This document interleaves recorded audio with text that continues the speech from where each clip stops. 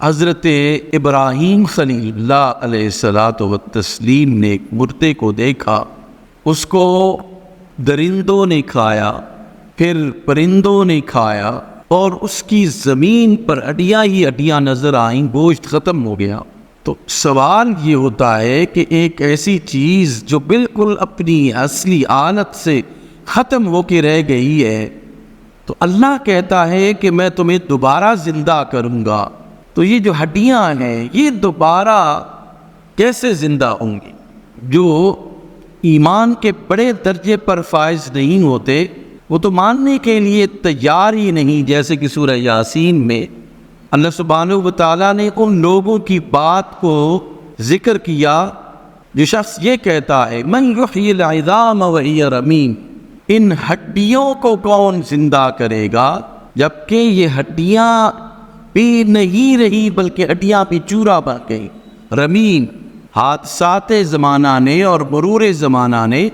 ان ہڈیوں کو بھی خاک کی طرح خاک ہو گئی، یہ کون زندہ کرے گا؟ اللہ فرماتا ہے قال من یحیی العظام وہی رمیم قل یحیی الذی انشأہا اول مرہ، آپ فرما دیجئے کہ وہ اٹھائے گا ان ہڈیوں کو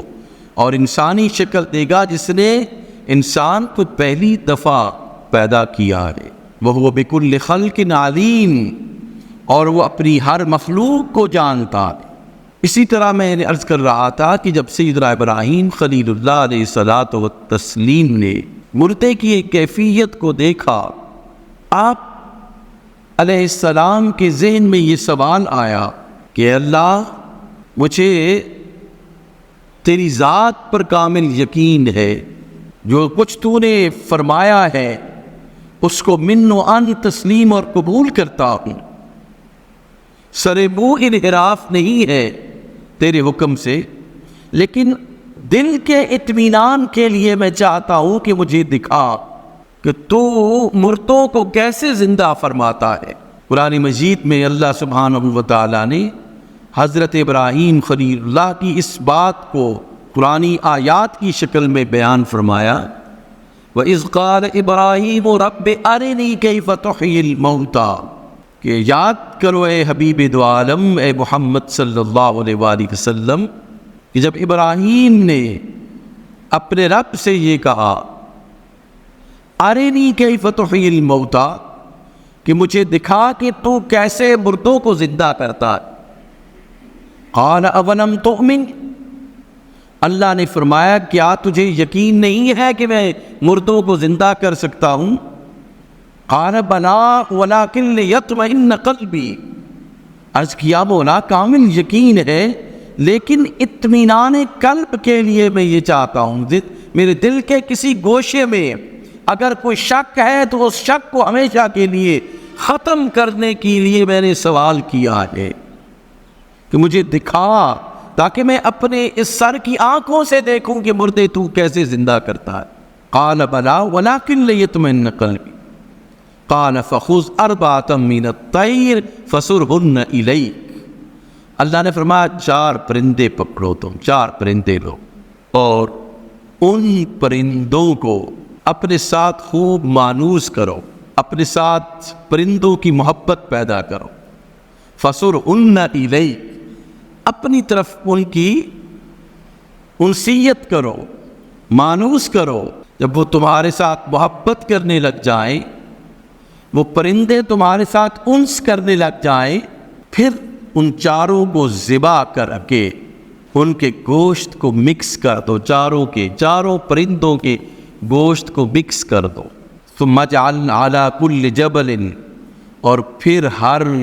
پہاڑ پر ان کا کچھ حصہ جو ہے وہ رکھ۔ سیدنا ابراہیم خلیل اللہ علیہ الصلاۃ والتسلیم نے ایسا ہی کیا، 4 پرندے پکڑے، ان کو اپنے ساتھ مانوس کیا، جب ان کی آواز پر وہ پرندے آ جاتے تھے سیدنا ابراہیم خلیل اللہ علیہ الصلاۃ والتسلیم کے پاس، اس وقت سیدنا ابراہیم خلیل اللہ علیہ الصلاۃ والتسلیم نے ان پرندوں کو ذبح کیا، پھر ان کی بوٹیاں بنائیں، پھر ان کو مکس کیا، مکس کرنے کے بعد پھر پہاڑوں پر کچھ حصہ رکھ کر جب نیچے اترے تو پھر ان پرندوں کو یدعوہن یأتینک سعیا قرآن مجید کہتا فخذ أربعة من الطیر فصرهن الیک ثم اجعل على كل جبل منهن جزءا، ان کے کچھ حصے جو ہے وہ تم پہاڑ پر رکھو، اس کے بعد ان کو بناؤ یأتینک سعیا، وہ بھاگتے ہوئے تمہارے پاس آ گئے۔ اس طرح سیدنا ابراہیم خلیل اللہ علیہ الصلاۃ والتسلیم نے بھی عملی طور پر اپنی آنکھوں سے دیکھا تو پھر ان کے اندر یقین کی کیفیت پیدا ہوئی، ان کے اندر ایک ایسی کیفیت پیدا ہوئی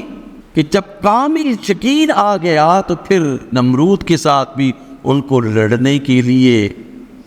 کوئی پریشانی نہیں ہوئی۔ تنے تنہا پھر ایک بڑے جابر حکمران کے ساتھ مقابلہ کیا، اس نے کئی ماہ تک آگ جلائی۔ سیدنا ابراہیم خلیل اللہ علیہ الصلوۃ والتسلیم نے ذرا بھی پریشانی محسوس نہیں کی، اس لیے کہ اس سے قبل اطمینان قلب حاصل کر لیا تھا، جو یقین کا درجہ حاصل کر لیا تھا کہ وہ زندہ ہے اور وہ جسے چاہتا ہے موت دیتا ہے، جسے چاہتا ہے زندگی دیتا ہے، اور میں اس کے راستے پر گامزن، وہ مجھے کہیں بھی رسوا نہیں ہونے دے۔ یہ یقین ہے انسان کا کہ میں اس پر ایمان لایا ہوں، اس کو ایک مانتا ہوں، اس کے ہر حکم کو مانتا ہوں، اب وہ میرے ساتھ راضی ہے۔ جب وہ میرے ساتھ راضی ہے تو وہ مجھے کسی میدان میں رسوا نہیں ہونے دے گا، وہ مجھے کسی میدان میں ذلیل نہیں ہونے دے گا، ہمیشہ وہ میری عزت رکھے گا۔ اور یہی اطمینان قلب جو یقین کے اعلیٰ منزل پر قائم تھا، حضرت ابراہیم خلیل اللہ علیہ الصلوۃ والتسلیم نے اسی کے ذریعے سے پھر بڑی آزمائشوں کا مقابلہ کیا۔